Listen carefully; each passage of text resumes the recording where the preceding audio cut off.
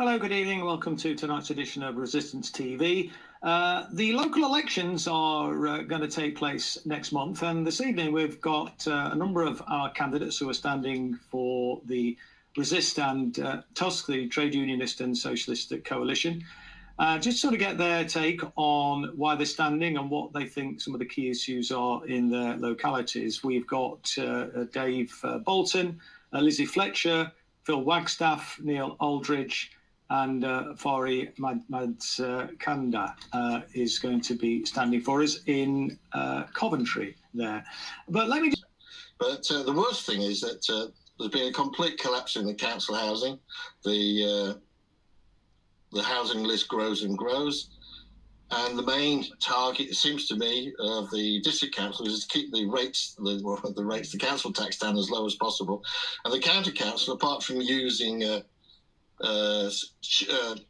adult care closures and things like that for political aims to give themselves a little bit of publicity, after that nothing happens.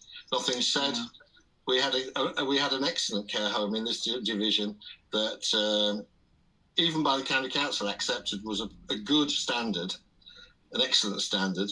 But the county council had made a company to look after its adult care. And guess what? The adult care had to make savings, so they closed it down.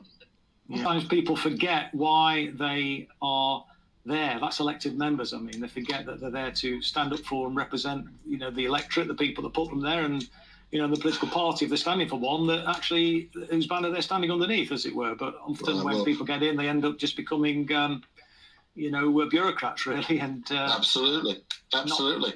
Not very good at it, really, because that's not their forte. I mean, they're lay people.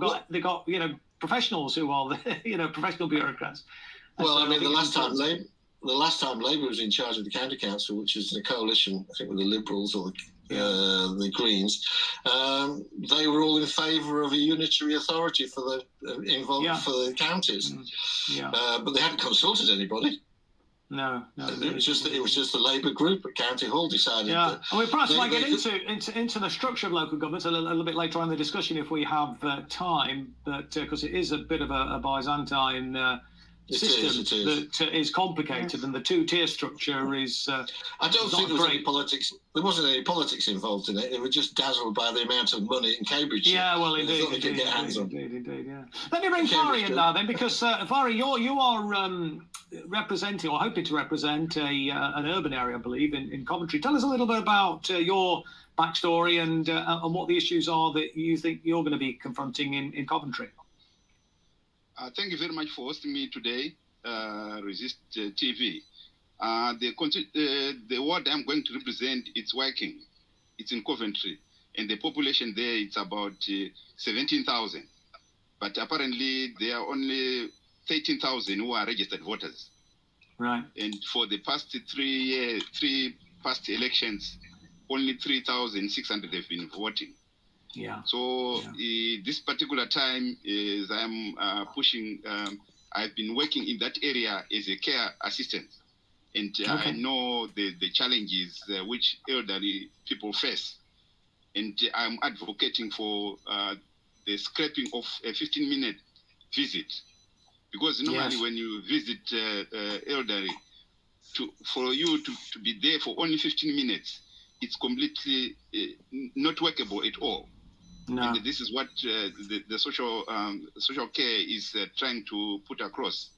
And Farie, this is the social care. Let me just ask you a question about that. Is it run by the private sector? Has it been farmed out to a private company, or is it still being run by people who are directly employed by the council? No, it's run by private companies. But those private companies are directed by the council. So yes, of course, yes. They work even the time the council assess and then tell you that you have to spend 15 minutes or 30 minutes. But in real terms, if you go and visit the clients, it's unmanageable. You can't be in a position to prepare just a cup of tea within 15 minutes and possibly to care them, wash them in the leg. So I am advocating that the 15 minutes should be scrapped completely. We should possibly start at 30 minutes or an hour. whatever the sort of the funding which is there. And also we have got issue with youth centers which have been closed. So people whom I have been speaking to within the ward have said our youths are nowhere. They are in most cases they are on the streets.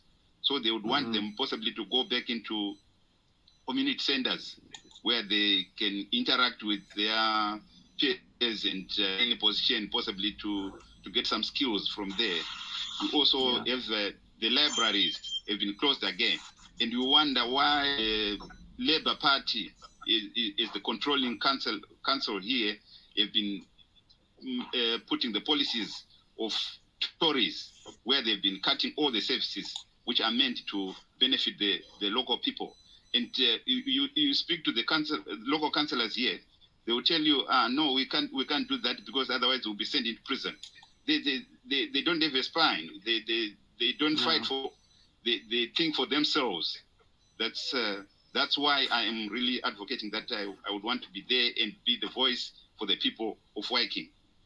Yeah, well, best of luck, Farie, with that. I mean, and you make a really good point about the fact that the social care is in a real crisis now, and the sort of example that you gave of 15-minute calls, I think, is pretty endemic really across the country. I know certainly in my local area that's a common feature. But back in the day, of course, the care workers were all employed by the local authority, and they were given much more time to spend with clients, with service users, and we're able to build up a good, strong relationship, a rapport with them. Whereas now it's very, very different. I've got personal experience of that as well, because my mother-in-law, I mean, she's receiving care at the moment, and often, you know, the care workers are just so pushed for time that, you know, they come in, they're out, they're in and out in no time really, you know, and she's very frail, and they're supposed to provide like an evening meal call, for example, and you know, and sometimes they'll come as early as 3:30 to do this evening meal, as it were, and